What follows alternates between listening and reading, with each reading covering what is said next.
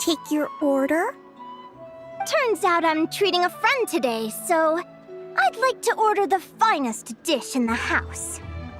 Oh, I take it you're referring to our secret menu? That's right. Tell the chef to sharpen his knife. I'm expecting surgical precision. Is that a reference to something? Yeah, The Hidden Hero. It's a novel my best friend Helka sent from Linnéa. There's the chef, and he fights the bad guys with a kitchen knife. It's really cool. It's her favorite part of the book. She's always nagging Linnéa to act it out with her. Psst! Linnéa! Do you think Chef Yerba could be a hero in disguise too? He does chop vegetables super fast. Oh, I think it's definitely possible. Not a chance, I'm afraid. Evening, everyone. What can I get you? Why don't you choose for us? I'm treating a friend today. We're celebrating our success in the qualifiers. Sure thing. I'll rustle up a few of my specialties then. Won't be long. Hello? I'm ready to order. Be right there. I gotta go. Let's play again soon, Linnéa.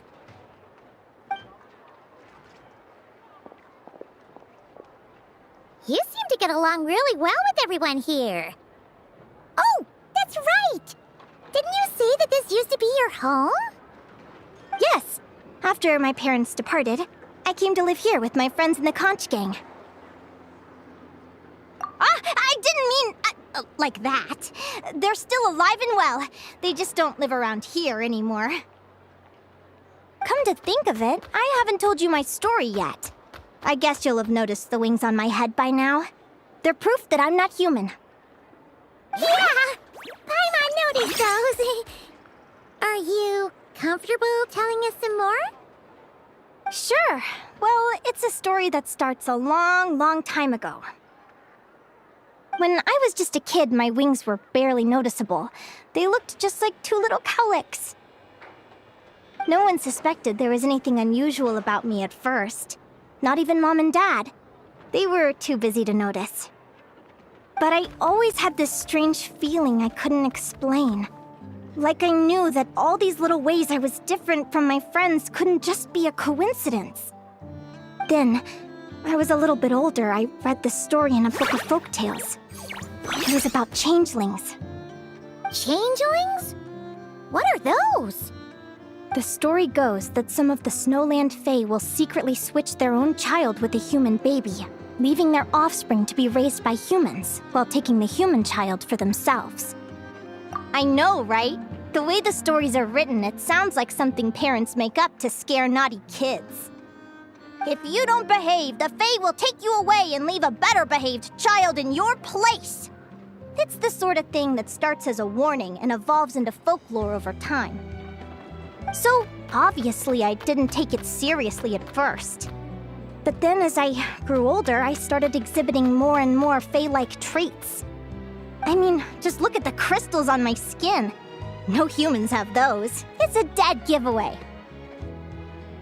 So, you're really a changeling, huh? Did you tell your mom and dad? Bear with me, I'm getting to that. At first, I wanted to hide it from them, but eventually I plucked up the courage to tell them. I figured, even when we're scared and uncertain, it's important to face the truth head on. They were stunned, of course. It took them a while to accept it, but after the truth had sunk in, Dad sat me down and told me they'd decided to head north and look for their child that was taken. They're really good people, though. Not only did they raise me for all those years, but they left me some money in case of emergencies. After that, I grew up with my friends in the conch gang. All of these kids are from broken homes, but everyone supports each other, and they still live life to the fullest.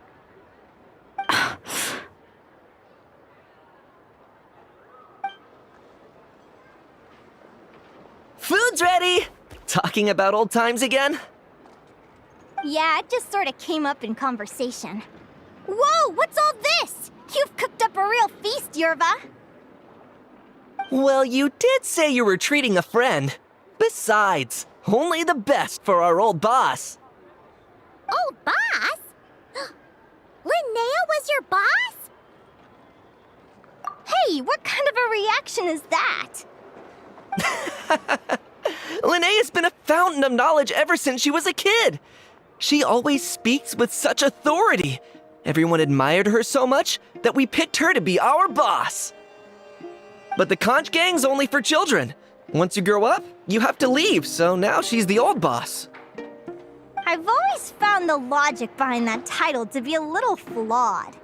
I mean, what happens when the others grow up? Will I be the ex-old boss? Surely it won't be long before I'm the previous former ex-old boss. We'll all be long gone from the conch gang by that point. As far as we're concerned, there's only one person that we'll ever think of as our old boss, and that's you. Oh, that's really touching. Well, if it means that much, maybe you could leave a 2,000 more a tip? Much appreciated. Miko's birthday is coming up, so we're pooling our money to get him some new clothes. Sure thing. I'll go one better and give you 3,000. But just this once, all right? I have my own stuff to save for. Oh, what are you saving up for, Linnéa? I have big plans. I want to buy a huge ship for scientific research, then take my friends on a voyage of discovery to explore all the mysteries of the world. I want to sail to all the other nations, hear the heartbeat of the jungle, the whispers of the wind, the echoes of the mountains. And one day, when I'm too old for all that, I'll combine everything I've learned into a great illustrated atlas of nature. Of course, there are other questions I hope to get answers to along the way. Like, what exactly Lumi is and where my birth parents are. Well, when I was much younger, I used to hear these strange lullabies as I was drifting off to sleep. Go, child of the Fae. Make your way to the villages and towns and seek kinship with the humans. The world of the Fae is rife with a sorrow you do not understand. They were sung in the tongue of the Fae by kind, warm voices. I can't explain why, but somehow I knew that they didn't want me chasing after my origins. Still, I did visit the tundra once when I was a little older to see if I could find out anything about them. But just being there made me feel uncomfortable. Every instinct was telling me to leave. It's odd. That place is supposed to be my home, but it feels like I'm unwelcome there. Could it simply be because I'm a bird fae, so I prefer a warmer climate? Something tells me there's gotta be more to it than that. The less I know about something, the more curious I am. One day, I'm gonna get to the bottom of it. But enough about that. We're supposed to be celebrating our victories! Cheers! Cheers! Paimon can't wait to dig in! I'm stuffed. How about you guys? Yep. Paimon's fit to burst. Let's see. It's a little early to hit the hay. How about we get Aguara and Lumi to try a little sparring practice? The opponents are only gonna get tougher from here. Yahoo!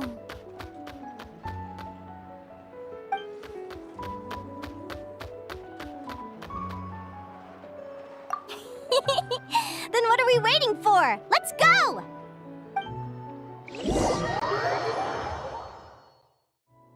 They're very evenly matched. It's strange. When I was battling you, I couldn't seem to get into the zone. I had no way to predict your next move.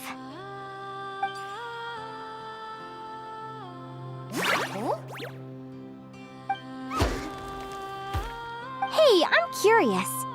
Why does Aguara have a ribbon tied around his tail? And how did you two meet, anyway? Now that's a long story. What an incredible adventure! Someday, I want to go on an adventure of my own. Show Lumi every corner of the world. There's gotta be countless stories out there waiting to be told. You're excited too, huh, Lumi? But most importantly, we have to figure out who you are and where you came from. Then we can track down others just like you. Maybe then you won't feel lonely anymore. It's about time we all got some rest. Good training session, everyone. I'll see you at the arena tomorrow. Oh, we'll have to draw lots again, won't we? Hopefully we don't end up facing each other this early in the competition. Wait, no, forget I said it. I should go before I jinx it. Lumi!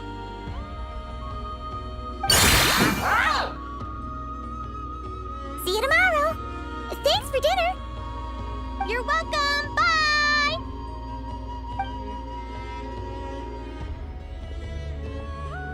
Phew. Let's head back to the flagship and get some sleep. Paimon's eyes are starting to droop.